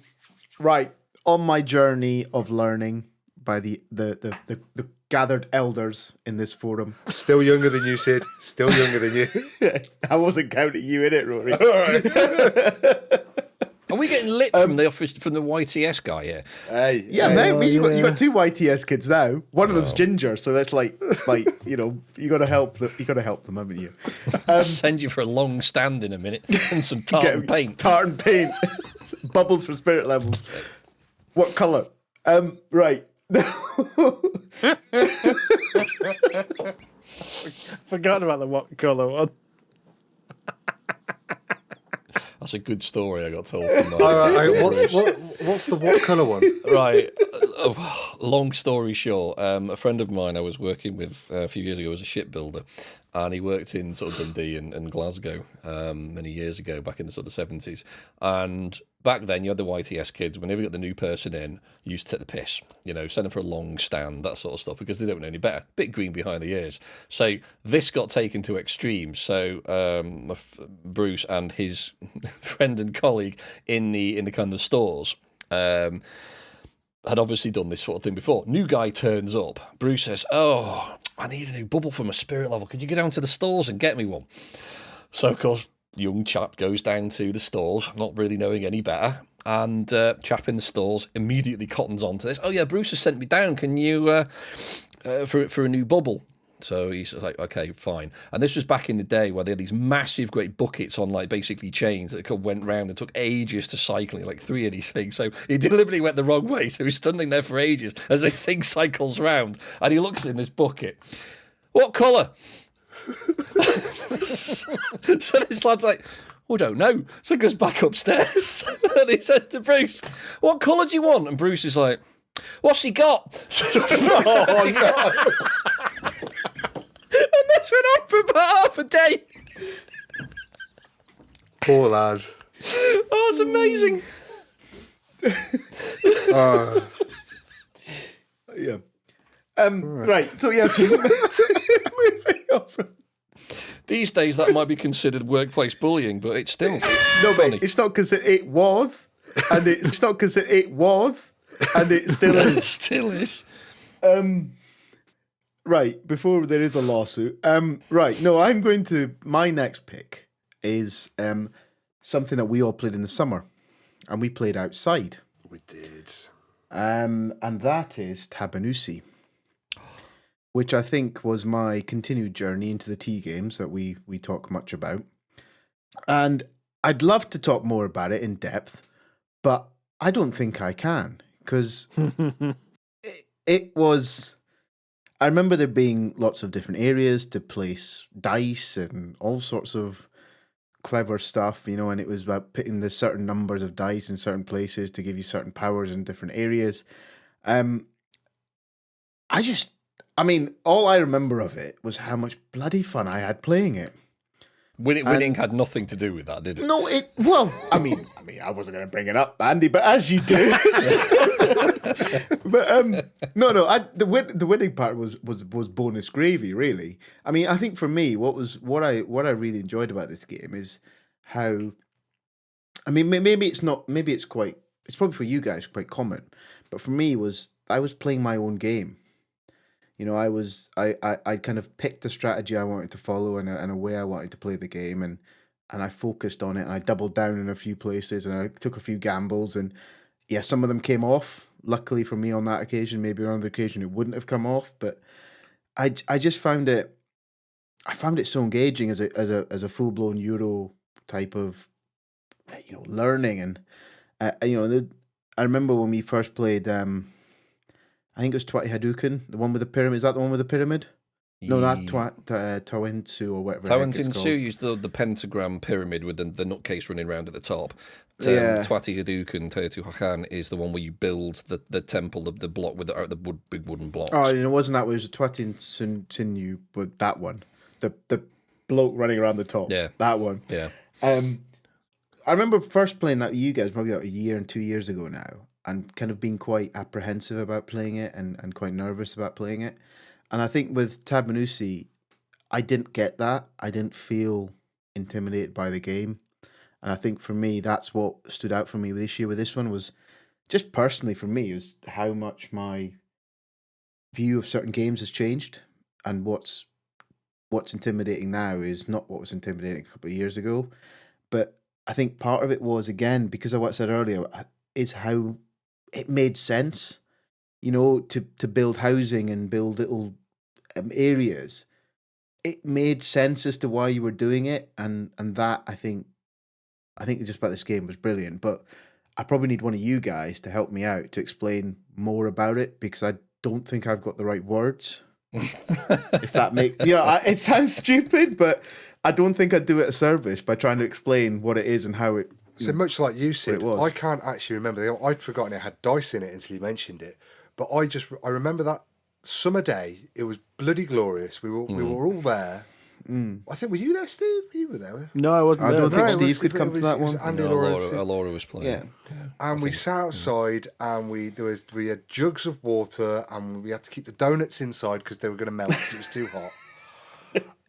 And I just remember having a really, really great day of playing, and we played that in Architects of the West Kingdom with the expansion. Can we not talk about architects? No. But we played two utterly fantastic games, and I had a bloody great day. Yes, And very much so. the details of that I can't remember, but I just remember really enjoying the day. And Shall I furnish you with a better description of Tabbanusi? Yeah, I think you should, because I think our listeners would want a better description than to be honest, the ham-fisted me doing it. You're not a million miles away, mate. I mean, basically, there are 5 areas of a map. 3 of which you build these houses. So these sort of tessellating houses of 3 different colours. The colours don't really represent anything other than the fact that they match the colours of the dice, which represent the resources you use to build them. The other 2 areas are essentially a sort of a multiple scoring area that can get you bonuses through the game if you make a row and a column of these things. And the 5th area is essentially end game scoring thing. So it's kind of a balance of where you pick your dice, because you can never go, well, you can, but it's difficult to go to the same place twice. So whenever you pick up a dice, your little sort of architect chap moves on. You do the action of that space, and then he sods off somewhere else. So you can kind of go around the board. So the idea is that you've got to basically think ahead, 2 or 3 or 4 turns, which is always our strength, rather than playing it off the hoof, as Steve and I frequently do. And the idea is that you can build these little houses out of the materials that you can gather with these dice. But the beauty is that nobody really owns the houses. At least initially. So you can build a house for somebody else, but they can claim the points on it. But you can build gardens and stuff around the houses to make them more valuable. So you get kind of like one cluster of houses of one colour. You might only have like 3 or 4 houses in this little cluster. But if someone's built the gardens of Babylon just in the backyard, you could score a lot of points. But the best bit is the gardens are also are shared. So if somebody else has got, say, like a set of white houses next to your brown houses, they will score for the gardens as well. So you've got to be careful what you build and where. Because you can claim the block of houses as yours, I think, if I remember rightly. You put your token on it. But the gardens you can't claim. So, and they can span neighbourhoods, as it were, so these 3 areas. So you can span a garden across neighbourhoods. So someone could build, like, a set of houses in one neighbourhood, a bloody great garden across the moat into the next neighbourhood, and build another set of houses there, and they'd score the garden twice, for example. So it's a very, very complicated strategy, because you've got to take into account what your opponents are doing, work out what's the best for you, and do I want to give my opponent 5 points, but I'll get 10 points out of it, or do I want to go for an endgame scoring, because if I grab that, they can't get that. So it's a very typical T game. I know we mentioned that Terracotta was a slightly lighter game. This is very much a T game. This is some proper brain-burning stuff. This is some proper, I have now screwed this up and I can't do anything else about it because there's been 2 turns and I'm 4 turns behind where I should be kind of manoeuvre. And it's brilliant. Very, very good. Yeah. what he said is exactly what I tried to say. But, so can we just can I just talk what he said over and you can dub it in later? Because that's perfect. Take a word, yeah. We record that, do you see? No, what that was it for me. It was exactly what everything that game gave was fun. It was really, and again, a little bit of it might be why lager tastes nice in Spain but doesn't taste nice at home. There was a certain amount of the weather, maybe the company that. But forget all of that. The game itself, I just thought was really clever. I really enjoyed it, and I think it was one of the maybe for me it was one of the first games this year that I felt where I was previously terrified a bit of this kind of game. I didn't feel terrified of it. I enjoyed it. I understood it. I got my head around what I was trying to do. So for me, I just think it's a really, really good game, and more people should play it. Yes, definitely. I want to play it again now. Damn it. I want to play all these games. Yeah. Go on, Sid. Who's up next? Oh, is it me? Right. you pick. I pick Andy. Thought you might.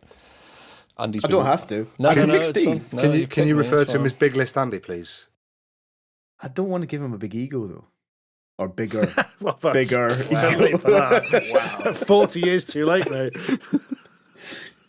Mega List Andy, please. Mega Can List you go Andy. next? Right. I am actually torn between about two games here, but I have to. You've done the same as me, have you? Yeah, pretty much. Yeah. There's a bunch of stuff I could make. I mean, you've mentioned Tilliton briefly, Steve, but that's on my list. But I was kind of thinking it's good, but it's not good enough to really make this list. He says, having shoehorned it in there. I'm going to go completely against the grain now. And much to everyone's surprise, I'm going to pick a very light card game, which I know, which everyone knows, I love really light card games.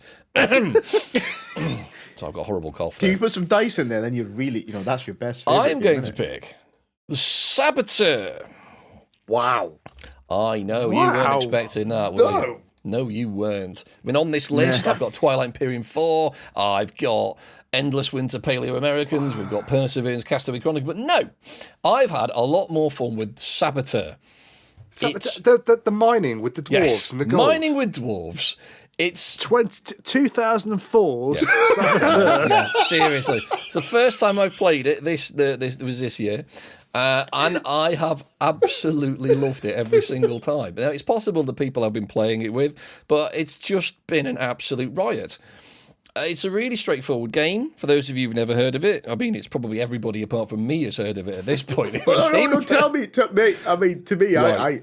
I'm completely oblivious. So tell me all about it. And I've also played it with Sabatour 2, which you can mix in. So whilst it's kind of a sequel, it's kind of more of an expansion than a sequel. But the idea is that you are a clan of dwarves and you are mining for gold. Simple as that. And the idea is that you set the table up and there's 3 cards, one of which, unknown, because it's shuffled, has some gold on it. And the idea is, and you've got an entry point at the other side of the table, and between the entry point and the gold are 7 slots for cards. And you, on your turn, you've got a hand of cards, and you have to try and, if you're a dwarf, you've got to try and build a path from the entry point to the gold. That's it. If you're the Sabatour... Over the course of the game, you are going to fill up the table with cards to get a route from start point to gold. To gold. That's it. Simple premise. But the Saboteurs are obviously trying to stop you.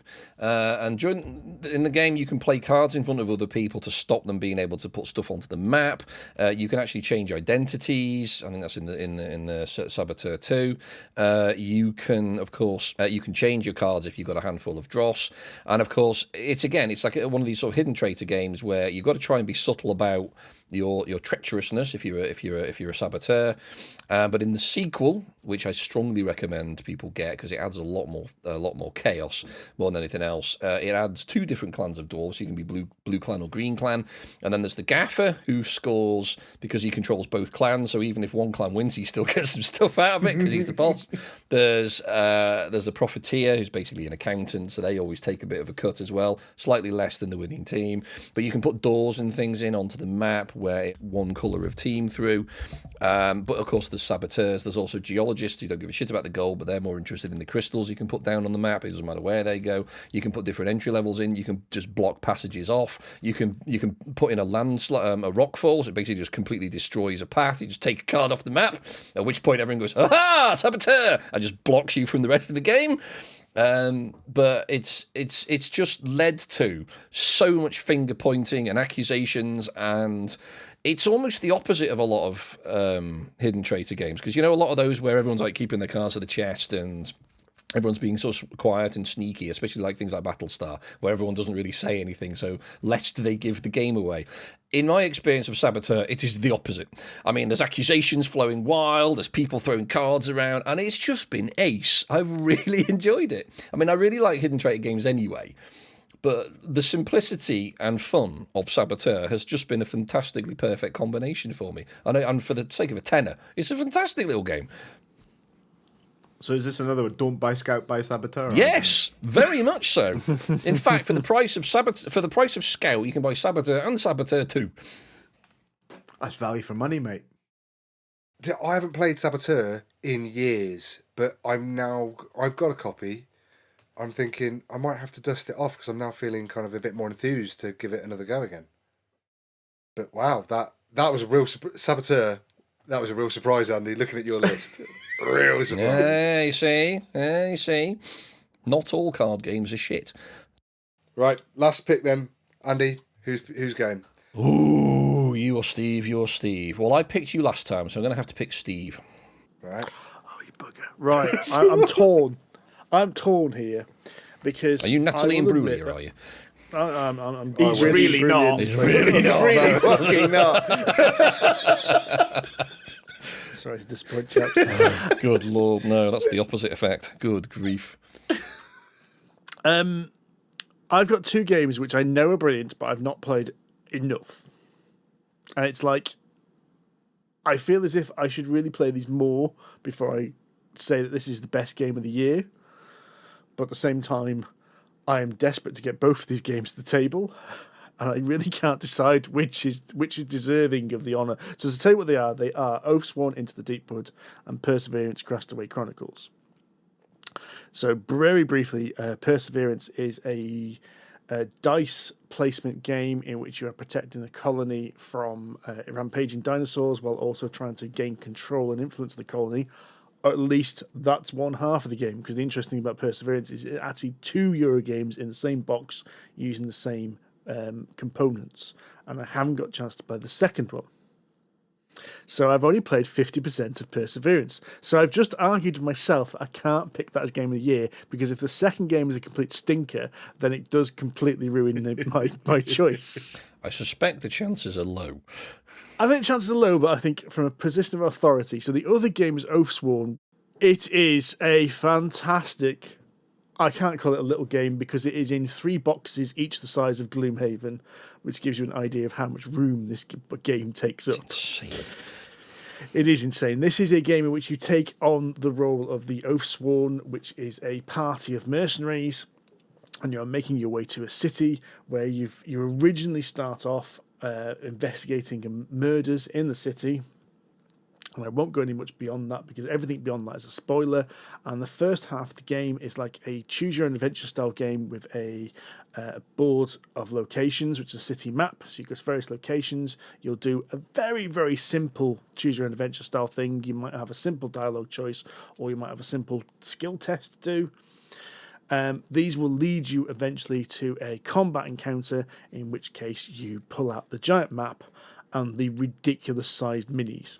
Maxis. And when I say ridiculous-sized minis, I mean I put the troll, we were talking about 75mm troll, next to the first monster, and the troll barely came up to the waist of the first creature you fight.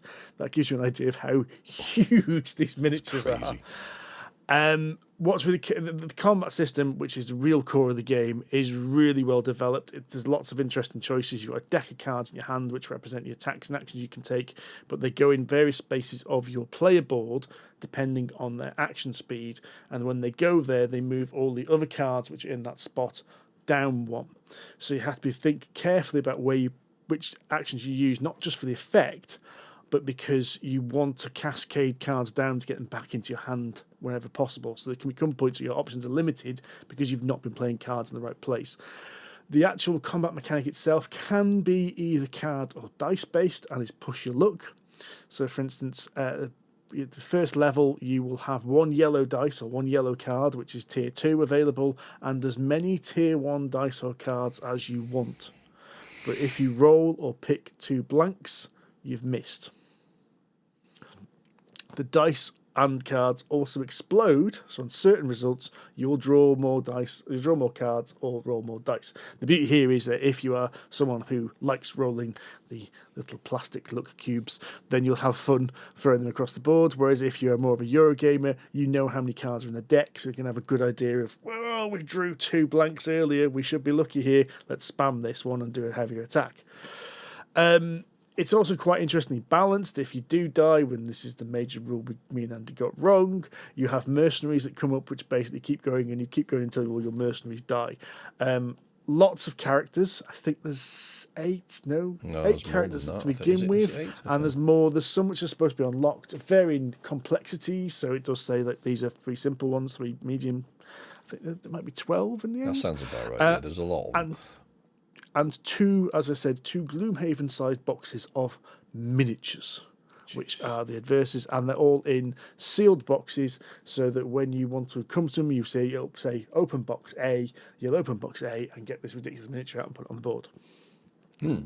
Now, one of the weird things is I do want to paint this, and so what I might do is just open all the boxes and paint the miniatures and then put them back and try and forget what I've seen. But otherwise, you've got to play it in a weird way in which you've either got to play it unpainted, or you're going to have to play the adventure bit and then try and remember all your stats and that, and then go away and paint everything. And come back. I just paint it because I don't think it matters, because you don't know what that miniature is or what it represents or where it's going to appear in the story. So it doesn't matter. Yeah. Paint the bloody thing. What you need to do is let Amanda open them up. Yeah, but Steve still has to paint them. He's not going to paint them blind. Yeah, no, he paints them. But he doesn't know what box it goes back in. No, I think... But he doesn't know what box it goes back in then. I think that's a great idea. If you don't know what box it is originally, then he doesn't know where it's going to come out. I see your point. Yeah.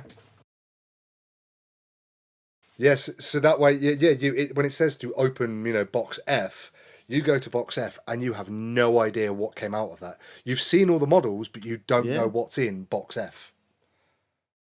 Exactly. It could work. I don't think you're going to remember that once you've put them all back in their box. You'll sleep. Not his age, but we've got to pretend. We've got to pretend. There are some younger listeners.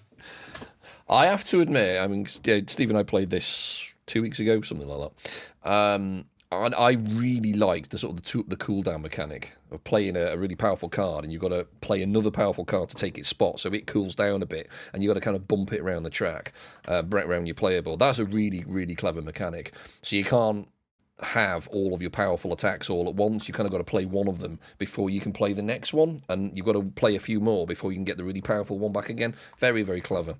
And it was my undoing, it would seem. Because I decided, as the kind of stabby, fightery, sort of sneaky rogue sneaky bollocks runaround person, I decided the best strategy was to run to this bloody great monster and try and kick it in the nuts. Which was the best strategy. It just so happened that, as I said, I may have got a couple of rules wrong that made this monster harder than it should have been. Are you suggesting, Steve, that what I actually accomplished worked and would have actually killed it? Not killed it, but at least knocked it down a peg or 2. Ah, okay. But never mind. So, yeah, we got mullered. Yes. I mean, absolutely mullered. I mean, Jesus. Yes, we lost 2 of our companions in a single round of combat. Now, admittedly, apparently, wrong combat. We then discovered, they should have had a lot more armour than they did. But, we sort of, half of our party was dropped in a single round of combat. But we live and learn. But it was very atmospheric, very, very... It was pretty much everything we expected it to be, I think, in terms of magnitude, style, substance, strategy. Have we all been? No, I got my third choice now, Rory, your third choice. Oh, yeah, so to bring us home, I'm going to choose, be remiss of me not to, since in episode 100, this was one of my favourite all-time games. So when a second edition is released in 2022, I really should pick it. So it's Waggle Dance second edition from Bright Eye Games. I could have mentioned Bonfire, which I loved, which I found this year.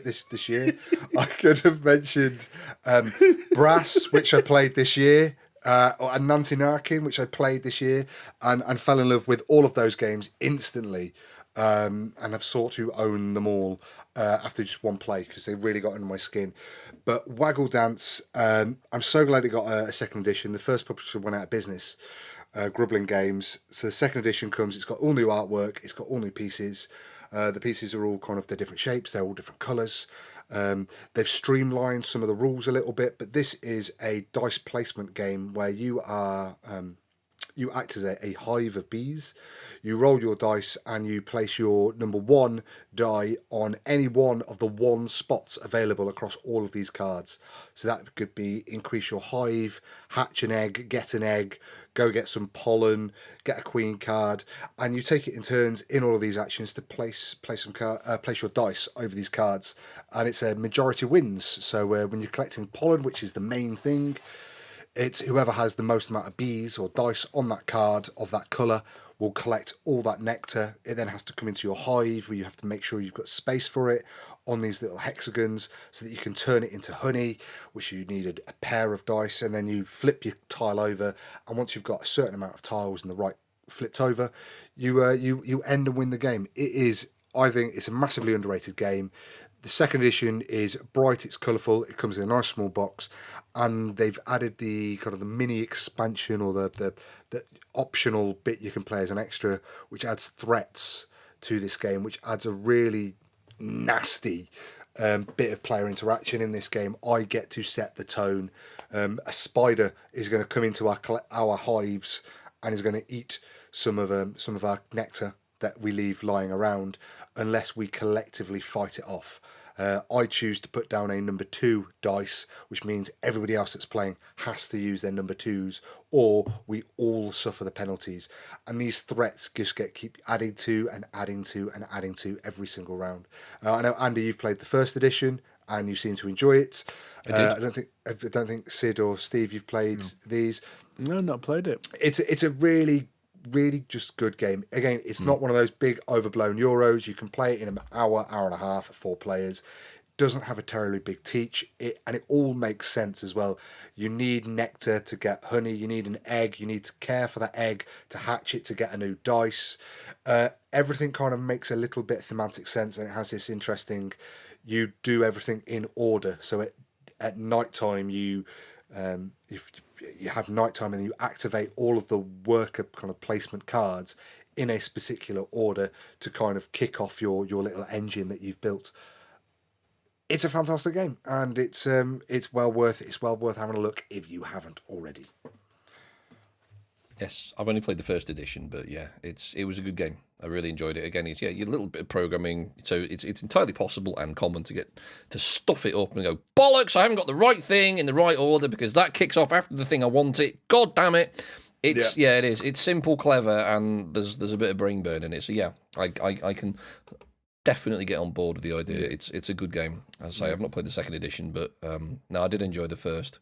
No, definitely. And we played its sister game, its sequel, Terracotta Towers, the other week, which is similar vein, similar engine behind it, very different game, which is also really good. I think it's probably a little bit more complex than Waggle Dance. Yes, of the two, I prefer Waggle Dance. I do too, actually, similar. Even though Terracotta Towers is more complex, and I do quite like that added complexity, that kind of route building almost aspect to it. Waggle Dance is just a great. I'm quite happy to get that out to people that have never played a board game, people that are intro, beginner level, or people that are really experienced, because it is just a fun, engaging game. Yeah, it is. It's a 5-minute teach. Right, roll your dice, put your dice on the spaces, do things in order. Next round. It's really straightforward, really good. And that's it. That's me done. So that's it. We've all picked three each. So do we have... I mean, we don't always pick one. You don't always have agreement, but do we have enough agreement to pick a game of the year? I don't think we do, but we could try. No chance.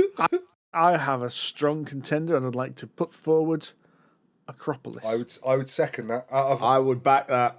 Of all the games that we have collectively played, Akropolis is the best one. Yeah. I can see us playing it a lot. Just at the end of a day or end of a session. I reckon it'll come out more often than not. And I think the other one, bizarrely, is Tabbanusi, which I was quite surprised that it turned up today, and everyone is so glowing of it. Love Tabbanusi. Yeah, it was very Tabbanusi. good. But the thing is, this is like anything else, isn't it? It depends what mood we're in. Yeah, but that's why I say sometimes it's not possible to actually pick a game of the year. I know people like to use this kind of award and go, "Oh, this is the game of the year," but it's I think if we're going to do that, we have to have moods. We have to have a moody game of the year. So am I in the mood for a 4-hour? I could bring objective session. science into this. Just observing the conversation we've just had now, because only 3 of you turned around and said Akropolis is any good. I remained silent on the matter. But all 4 of us said Tabbanusi is good. Yeah. All 4 of us said Tabbanusi. All 4 of us said that Dune was good. But True. it's like, actually, Akropolis, I think, is bang for buck a better game. I disagree. I think it's going to... Akropolis will hit my gaming table more frequently than any of those other games I've talked about.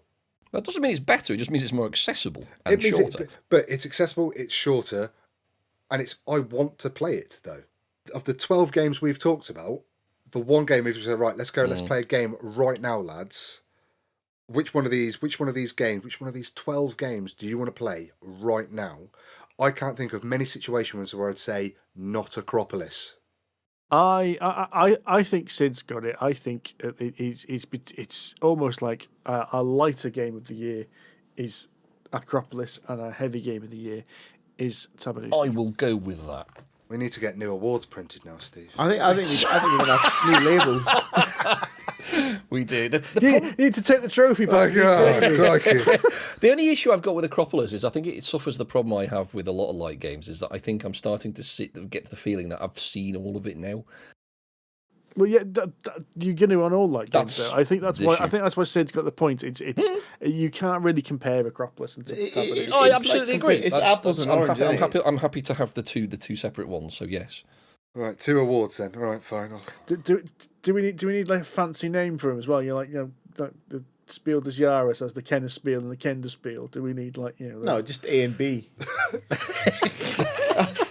The engineer speaks. A Game of the Year award and the B Game of the Year award. And then next year we can add C if we want, and then D. That's we got scope creep, mate. 26. We're trying to avoid that sort of thing. Anyway, I think that we should draw this to a line close. We will be back soon. We're going to do our 2023 preview. It's going to be interesting to actually look at our 2022 preview and see if we played any of those games. I always like listening back to that. But anyway, we should be back soon with that. Until then, you can hit us up on iTunes or your podcast platform of choice. You're on Facebook, Twitter, everything else online. Just look to play Hodge and Collider or Board Game Geek Guild 2726. Until next time, tatty bye. Merry Christmas. Tatty bye. Cheerio. Bye-bye.